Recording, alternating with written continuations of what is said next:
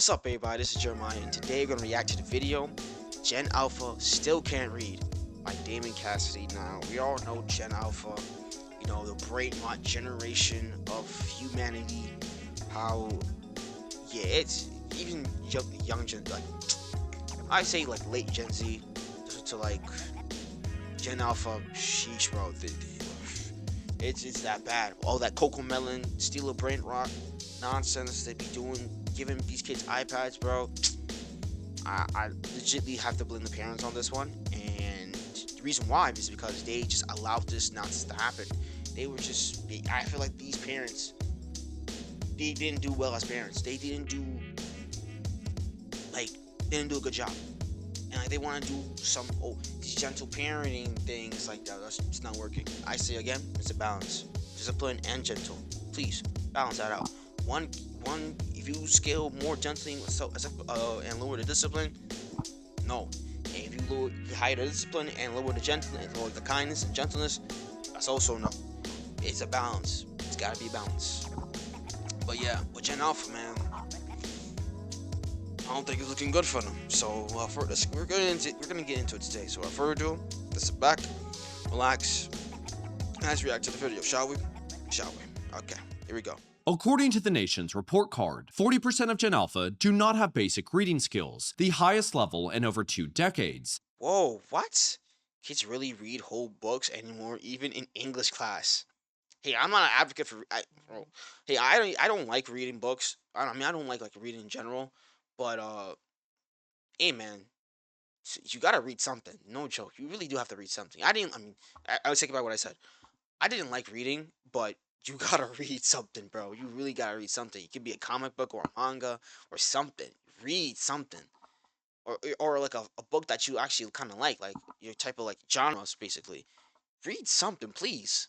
And as nearly half of all new teachers are already leaving the field, 4th grade reading scores are now falling back towards levels Nation report cards reveals deficit score seen in the 1980s, raising the question, why is Gen Alpha facing a full-blown education crisis? Despite I blame their parents. decades of technological advancement, you would expect Gen Alpha to be excelling in what should be the greatest time to live in human history. Yet, they're not only struggling to read, but 61% are considered below proficient in math, meaning there are now more 4th graders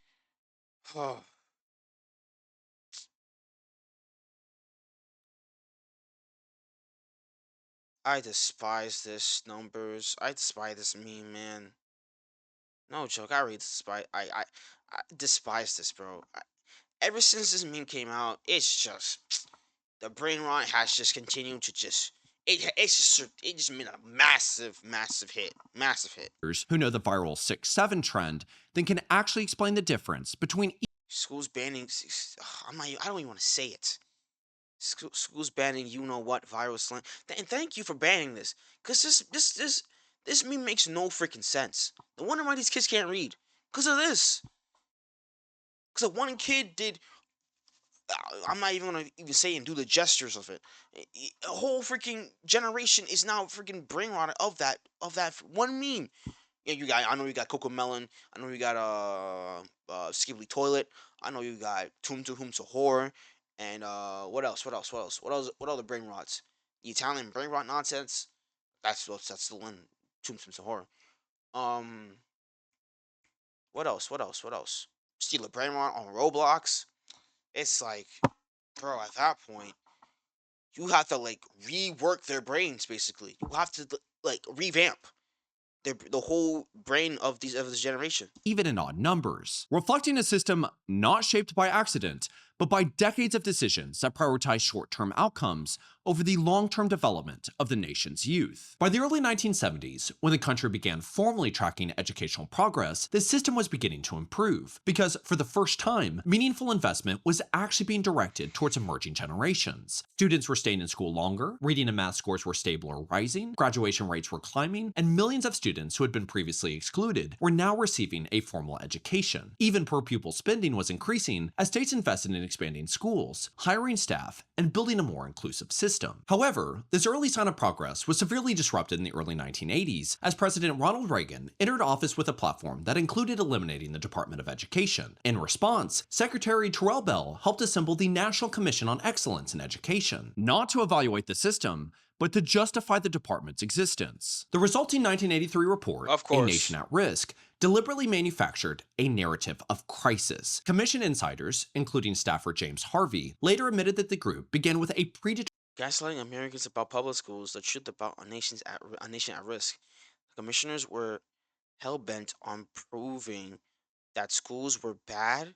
They cooked the books to get what they want. What the fudge is this? conclusion of widespread mediocrity, and then cooked the books, highlighting declining averages and international comparisons while ignoring the most obvious reality: more students were entering the system and taking those same tests. When the data was actually broken down across all categories, the nation's education system was improving. Yet the report's hyperbolic language, a rising tide of mediocrity, and the claim that mediocre education was equivalent to an act of war by a foreign power, dominated Huh? public discourse, drowning out the gains of the 1970s and justifying a shift towards standardization, testing, and measurable outcomes over actually teaching students how to learn, setting the foundation for the widespread crisis now defining Gen Alpha's education. As a result of the cookbook Yep. crisis narrative, influential figures began promoting and benefiting from a series of false solutions. Most notably, the system continued rapidly shifting away from phonics, where students learned to read by sounding out words, towards approaches like 3Qing, where students were encouraged to guess unfamiliar words based on sentence structure, surrounding context, Okay. or even pictures. So like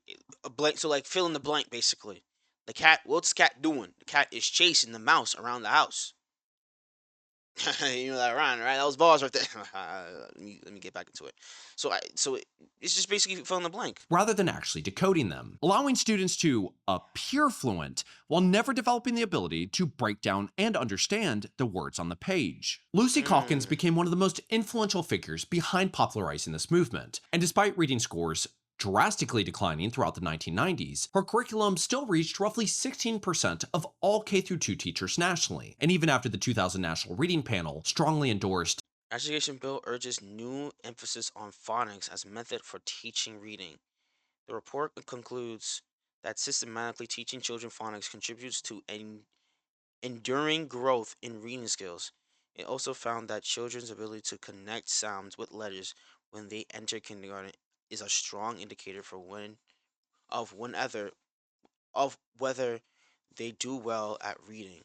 systematic phonics. These approaches remained in place as Calkins continued promoting cueing strategies long after they were shown to be harmful to beginning and struggling readers, contributing to a widespread literacy crisis most clearly seen in Gen Alpha. At the same time, policies like No Child Left Behind Oh, see, when that was No Child Left Behind was a terrible idea.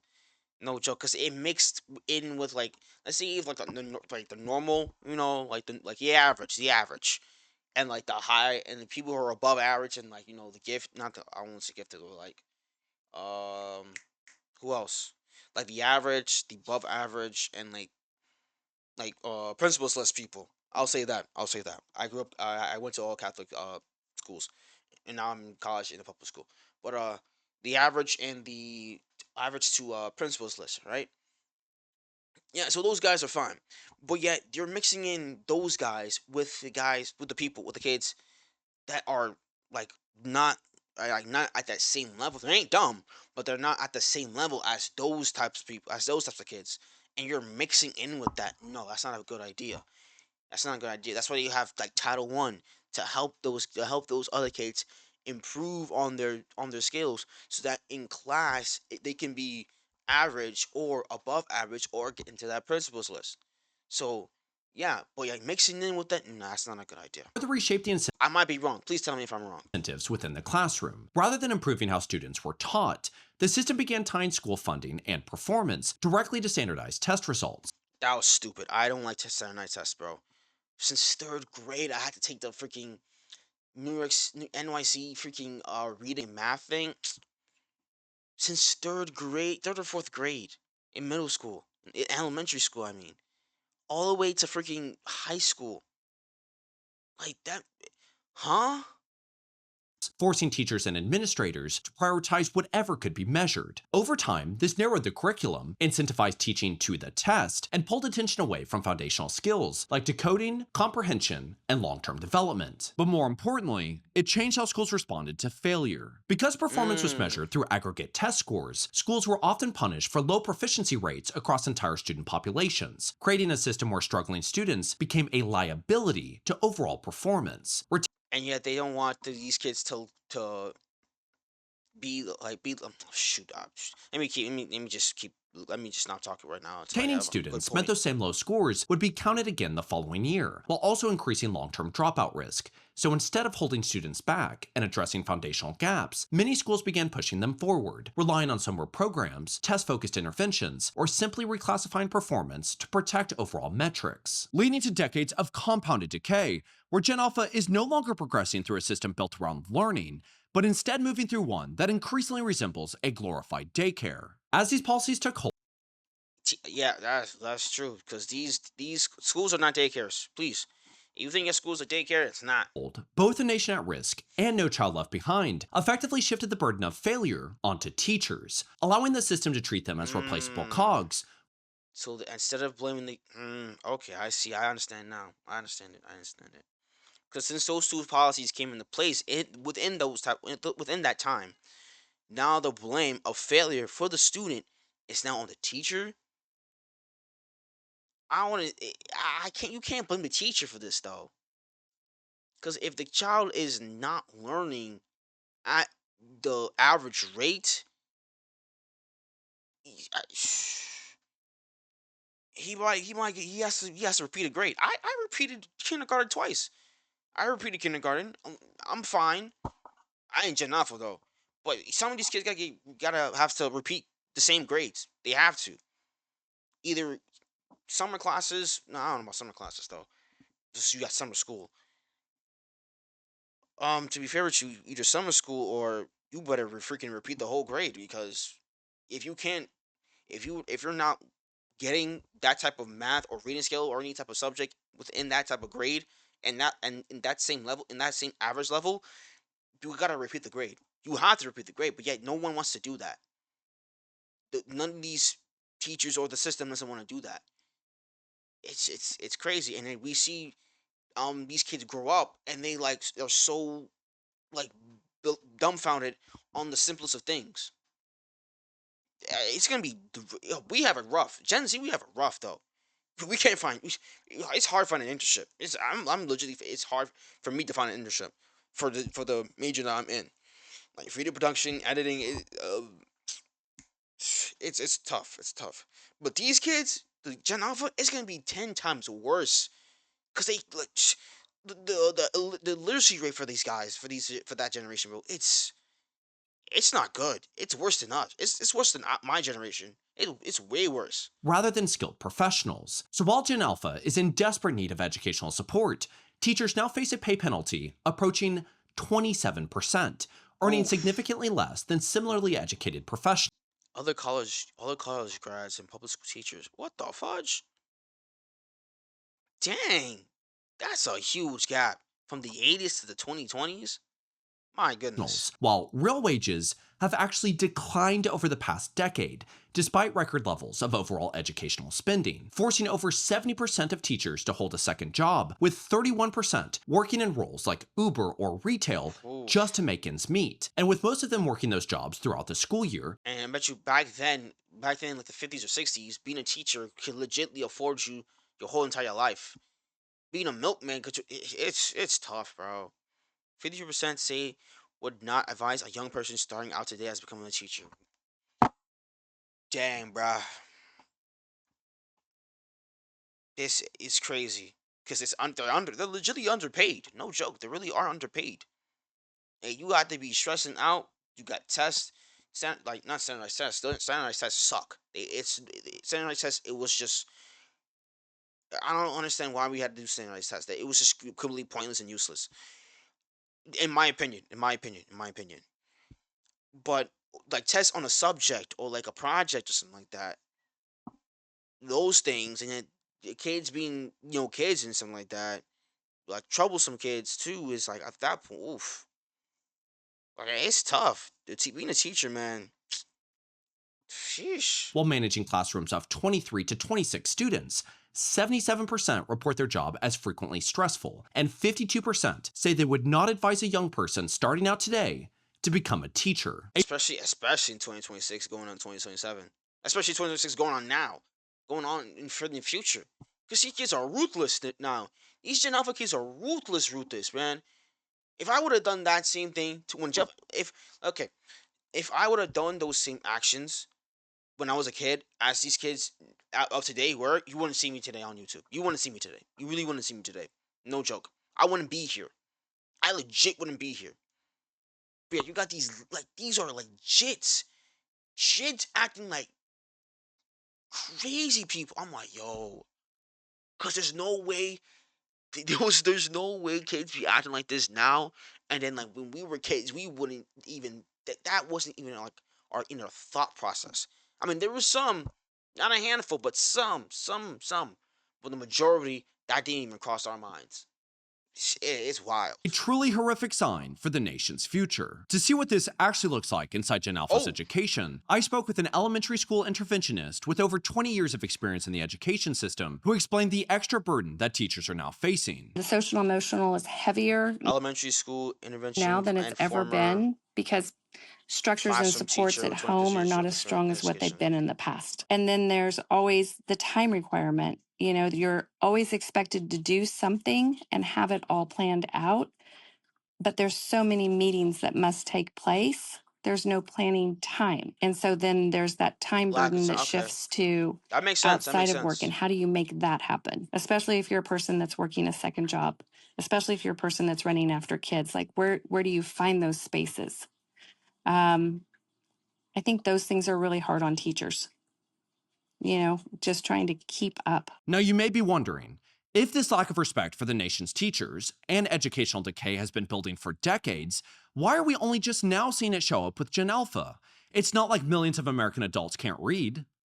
According to the Barbara Bush Ah, Foundation for that smile says otherwise. Family Literacy, 54% of American adults read below a 6th grade level.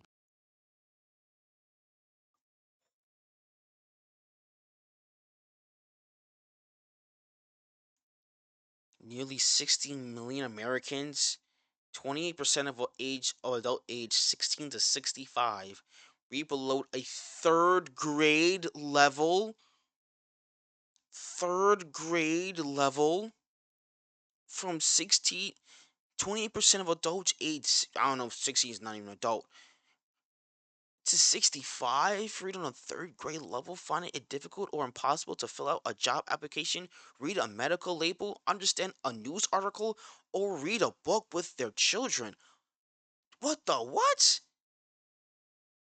Young readers are struggling as well. 69% of our nation's fourth graders are reading below a grade level. Oh gosh. This is, oh wow. Oh my goodness, man. This is whew. Oh, While nearly half cannot read a book written at an 8th grade level. In math, 34% of US adults scored at the lowest levels of numeracy. oh shoot. See, I'm not a mathematician over here. I know some of my stuff, but I ain't no mathematician. I gotta say that. Math was not my strongest subject. To be fair with you, math was not my strongest subject. My strongest subject was like at least was I think was science maybe. That and yeah, I mean I love science when I was a kid. Still do to this day. But yeah, to be fair with you, I wasn't a strong math kid. No joke. I really wasn't. Meaning Really they can wasn't. barely do simple addition and subtraction That's not of good. whole numbers. That's not good. That's not good. That's not good. Like if it was some complex, like 12th grade math, college math, man, or like any type of like derivatives or limits and stuff like that, I see you struggling in that because I was struggling on that thing too. No joke. It's tough. It's tough. It really is tough. But whole numbers, adding, subtracting, multiplying, dividing, whole numbers, percents, like Huh? You struggling on whole numbers, man? My goodness, bro. placing the United States near the bottom among developed countries. So when you combine a system that has been failing generation after generation, an environment where teachers are increasingly overworked and undervalued, and a generation that is the first in human history to have never known a world without smartphones, tablets, high-speed internet, streaming services, and social media, what reason would Gen And I'm gonna be very, very critical on this, and I might get canceled for saying this. But hey, I don't care. I'm still saying I might get canceled, but yeah, I'm not canceled. I'm not. I'm just not. Not big enough yet. Which I hopefully I am, and will be soon, God willing. I blame millennials. I really do blame millennials. I blame millennials for this. I blame millennials. If you're a millennial watching this, I blame you. I know it's not the whole generation of millennials, but it's a handful of you guys I blame who have kids and do this like this iPad kid stuff. Give your kid an iPad or a phone at like what 12? Well, I had an iPhone at 12, but you don't see me acting like that. But you giving your kid an iPad like at what 5 years old, 6 years old, 7 years old, and like never like got them outside talking to other kids, playing in the trees or something, or in the park. To be fair with you, I had my first phone at 12 years old. Yes, I had my first phone at 12 years old. Yes, my parents got me a phone at 12 years old. But yet I wasn't chronically on it like at different times back then because I was like this was what 2015, 2016. So this was still, you know, peak era, peak era of, this is 2010s. This was a peak it was a peak decade. So of course, like we still going outside, still talking to our friends, still doing, crazy stuff outside, and it was funny. And like we didn't have our phones in as like, the main subject. Sure, it was great, but wasn't that deep. It wasn't that deep as it is now. And I had an iPad too, but again, it wasn't as deep as it is now. And like, and you don't see me acting like this, bro. Not my sisters, not acting. My sister's not acting like this. My brother's not acting like this. Me, I ain't acting like this. Some of my friends are not acting like this. Like even in college, people are not. Well, I don't know about college. I don't know about that, but most of them ain't acting like that though. Like, it's sheesh, bro. Alpha have to not be facing this crisis? Unlike previous generations who grew up watching their parents read the newspaper, visited libraries, or simply read a book because it was one of their only forms of entertainment, Gen Alpha is growing up. I I usually mostly go outside. Yeah, I just mostly want to go outside when I was a kid. Like legitimately speaking, I didn't want to be cooped in the house. I really want to go outside, like play in the park or like somewhere, anywhere. Libraries, or simply read a book because it was one of their only forms of entertainment, Gen Alpha is growing up in a fundamentally different world. By the age of 2, nearly 40% already have their own tablet. What's good, guys? Enjoying the video? That's great. Make sure to like, comment, subscribe, share the video, and turn on notifications to know when I upload another video. Also, tune into the live streams. We're live on YouTube, Twitch, Kick, so choose whichever platform that fits best for you.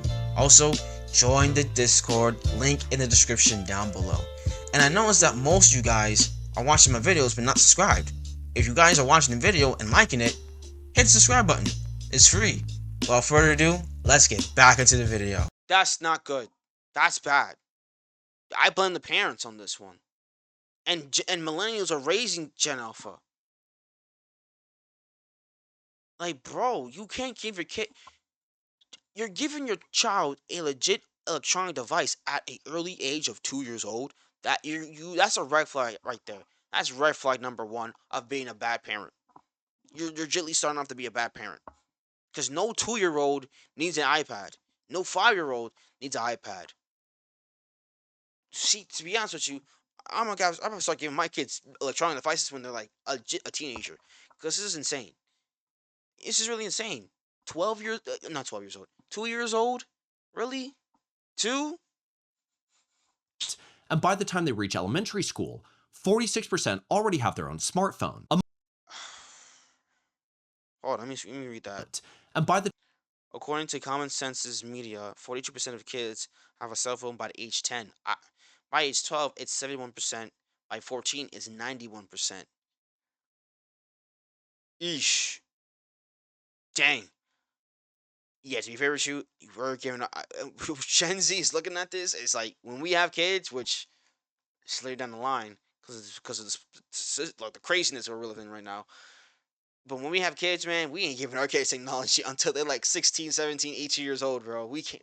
We're not doing that. We're not doing that, man. We're learning from the previous generation before us, and actually having a better outsuit for the next generation.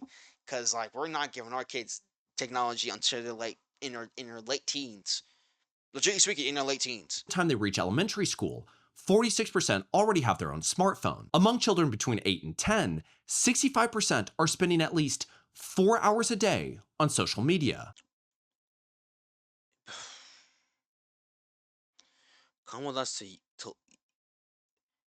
Utah to buy some New York slick kicks. What the fudge? What? Huh? What? Often interacting with adult content by the Uh, time they turn 11. And while it's easy to point fingers at the greedy corporations, the failing education system, or simply label this just another lazy generation, the I blame the parents. You can't say blame a lazy generation or the meta system or ChatGPT. You can't blame that.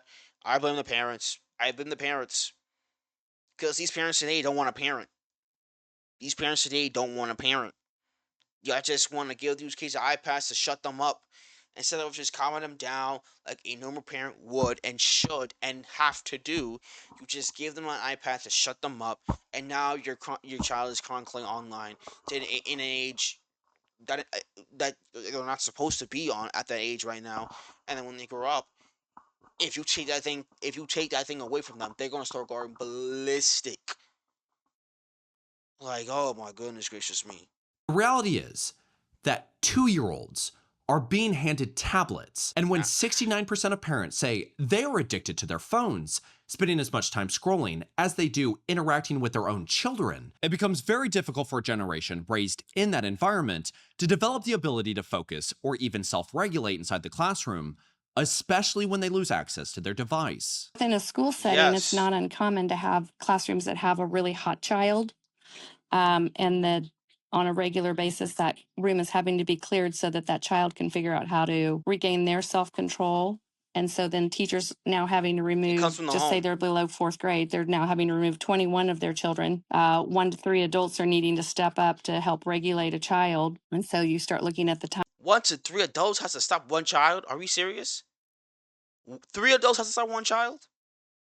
time That's not. demands Oh and my the lack gosh. of learning that's now happening with the other 21 children. I mean, it's not even funny because it happens every day. Some of them are related to children being asked just to work because they have so little attention that being asked to work is such a cognitive load. And when you have a generation already entering school with weaker foundational skills and shorter attention spans, the sudden shift to remote learning during the pandemic resulted in the Oh. largest learning loss in modern history, skipping over some of the most critical years for developing reading, focus, and basic comprehension. And because the system continued pushing students forward, despite lacking those foundational skills, it also widened the gap between the students whose parents were more present during those years or had the resources to supplement their education and those who did not. Of the 40% of students who do not meet basic 80% of low income kids aren't reading at grade level by fourth grade, compared to kids from higher income families. More specifically, only 20% of fourth graders from low income families read at grade level.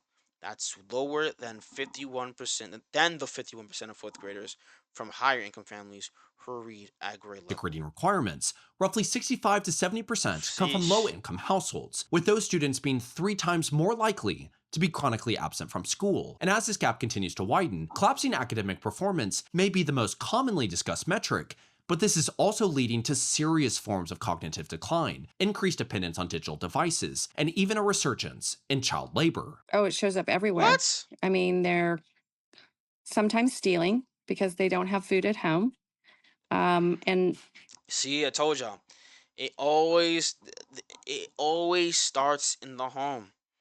It always starts in the home. If they kid don't got no father, he's not gonna know how to act or control his emotions. If they living in some tough circumstances, like she said, or like what Damien said, they go resort to freaking crimes and robberies. Like it always starts in the home. You want to know why a kid is acting like the way he is in school and stuff like that? Look at the home. Look at the home. Look at the home. You know, I guess there was a part of me that used to think, oh my gosh, why is he stealing? But then when you start thinking, oh my gosh, he doesn't have food, he's stealing food because he's hungry.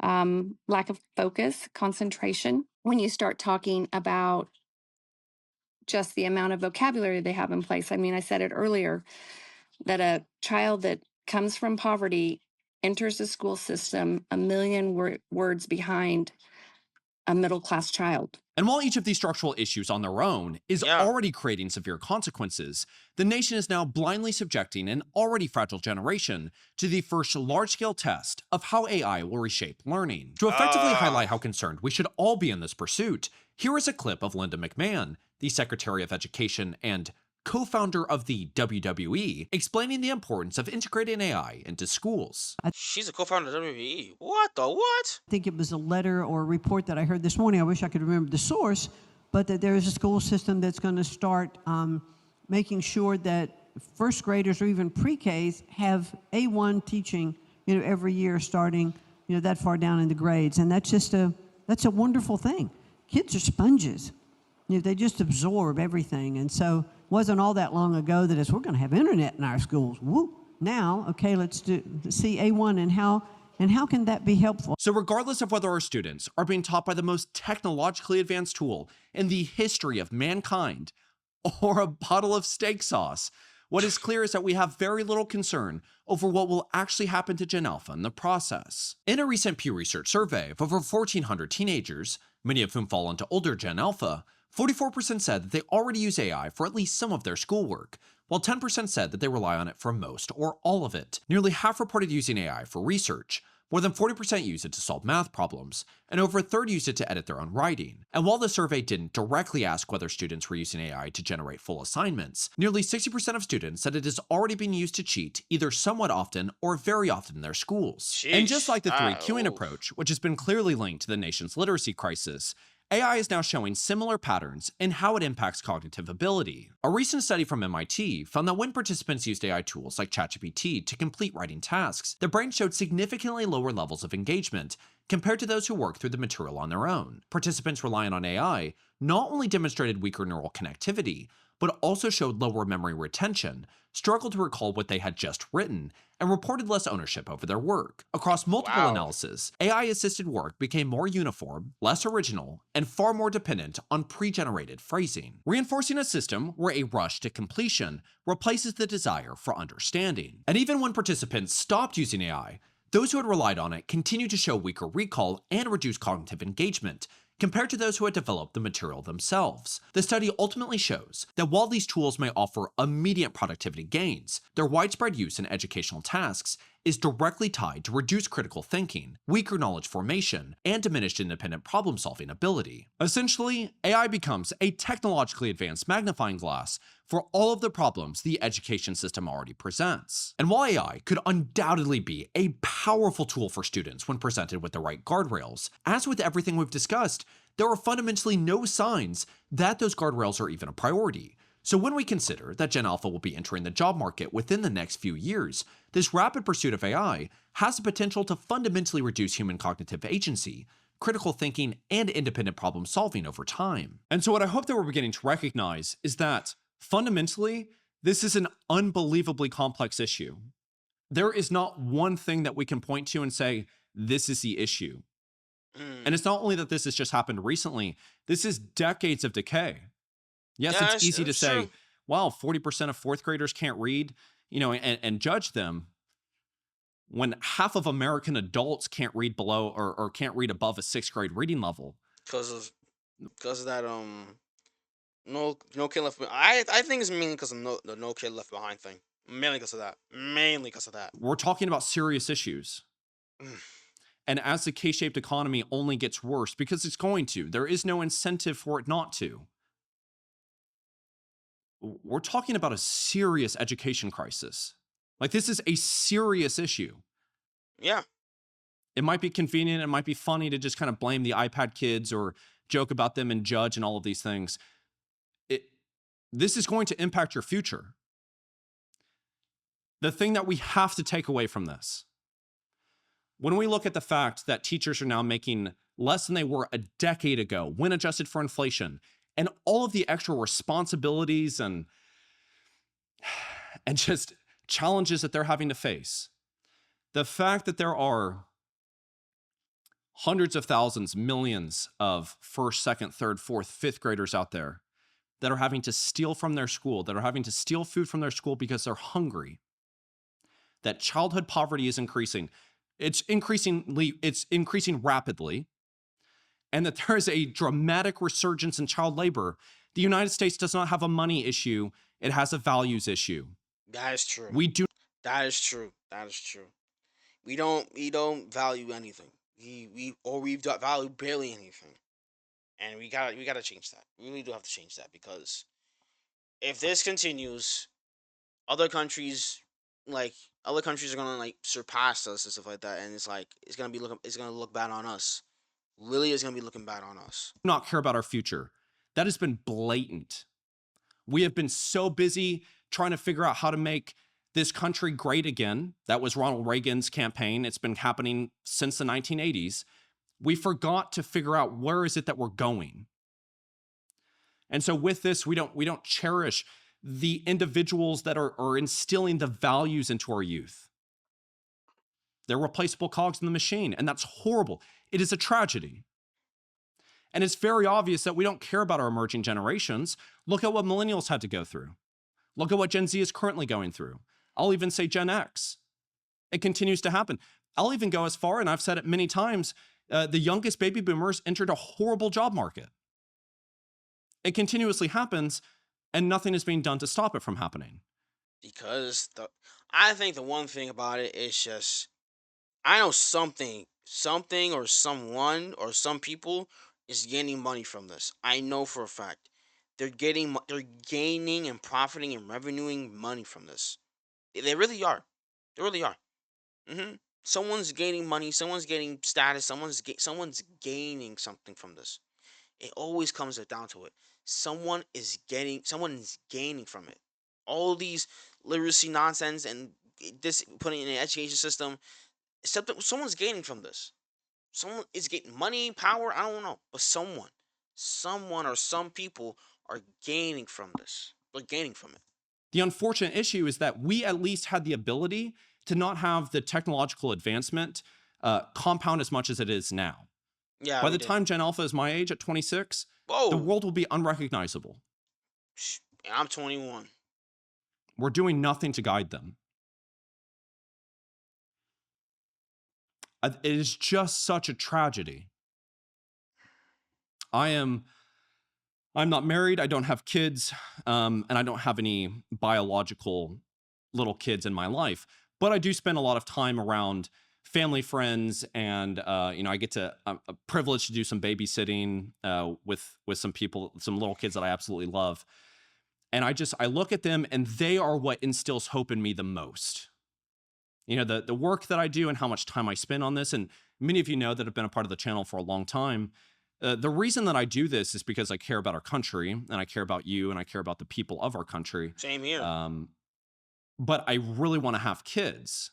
Same And here so too. I want to do the best that I can to be a good father. And when I look at these little kids, they're 4 and 3 years old. It just fills me with so much joy because I see the future and I see the ability to be able to instill in them good values. hmm But unfortunately, I also see the fact that they had a tablet when they were 2 years old. And that, I'm not around enough. Again, I'm not biologically related, but I have heard that they are already at 4 and 3 years old telling the responsible adults to F off. See, I'm telling y'all, these kids, bro, 3 and 4 years old at that age, telling them your own parents, adults, to F off, bro. Nah, fam. See, if see these kids today, they get away with everything. If I'm wrong about that, please again tell me if I'm wrong. I'm wrong. Please, just please. But it's like you see it today. You really do see it today. Like these kids, like they are ready to talk back with just boldness. Because again, with my generation, if we were to if we were allowed to do that, yo, bro, oh my goodness gracious me, it would have been so painful. It would have been so different, bro. If we were to act like that, oh my gosh, bro. Especially if you're a minority family like black, Asian, Hispanic, or something like that, you wouldn't be here, dog. I know for a fact, mostly I wouldn't be here, no joke. But you see today's kids, man, they ready to talk back, they ready to fight the teachers too. That's the crazy thing. They're ready to fight teachers. I mean, I'm not saying like a little of like high school and stuff like that, but it starts at an early age. It comes from an early age, and that's the scary part too. That's the scary part. So the oldest boy says that, and then the little girl copies him. And, there's been times where I went to go pick him up. The little girl is scrolling on TikTok at 3 years old. 3? Or 3? And so there's degrees of challenges to this, because we could say, why are the parents doing this? You could say, well, they're having to work. They're having to do all of these other things. I don't know if that's my part to be judging. Do I think that parents need to do more? I think always. And I think that that's always happened. Absolutely. Yeah. Do I think that our education system needs to do more? Absolutely. I don't know why phones were allowed in the school. But I also understand some of the nuances behind all of these things. Again, what this requires is complex conversations. One of the things that I always do in my videos is that I call for community. I say that these issues are so big that one person is not going to be able to take down social media. It just won't happen. And in many ways, I actually think that that's good, because it shows that what we have to have is collaboration and community. Mm-hmm. But every time I mention that as the solution, all I get in the comment sections are, okay, but what's the actual solution? And so we are lying to ourselves if we think that there is a bigger solution than community. And what is happening with Gen Alpha and the education system is the perfect representation of that. It is going to take a village to be able to recoup and overcome the losses that we have right now. Yeah. When I was born, my grandparents told my parents that they didn't want to be involved because they already raised kids. So I was raised without biological grandparents, predominantly. So what it took was a friend of my parents to become my grandpa, and his son to become my, you could say uncle, or I kind of think of him more of like an older brother. And that's really the family I have. My uncle stepped in, and he has provided me with a tremendous amount of wisdom.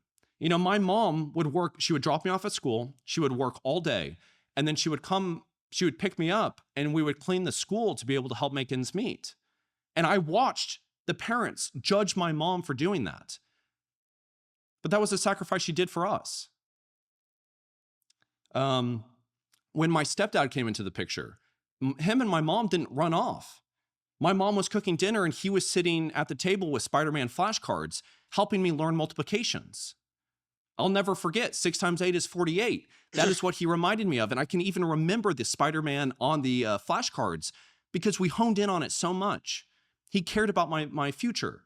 I am a direct byproduct of the adults in my life. Facts. I didn't just willy-nilly come to this point. Yes, it took responsibility on my part, and sacrifice and discipline and all of these things. But in many ways, that was instilled in me by these adults. And so what I'm saying is, if you're an older individual, don't be the grandparent that says, I've already done my job. Like, how could you think that way? That makes zero sense. And if you're a parent and you're doing your best, you're doing your best. But if you do think, man, maybe I'm leaving a little bit on the table, or maybe I am scrolling too much, or maybe I'm missing out on something, give a little bit more. There's always a little bit more that we can do. These kids deserve it. Yeah, they do. I just think it is just so sad to see this. It's mind-boggling. It truly is. I don't know. I don't think I have much more else to say. I think it just makes me really sad.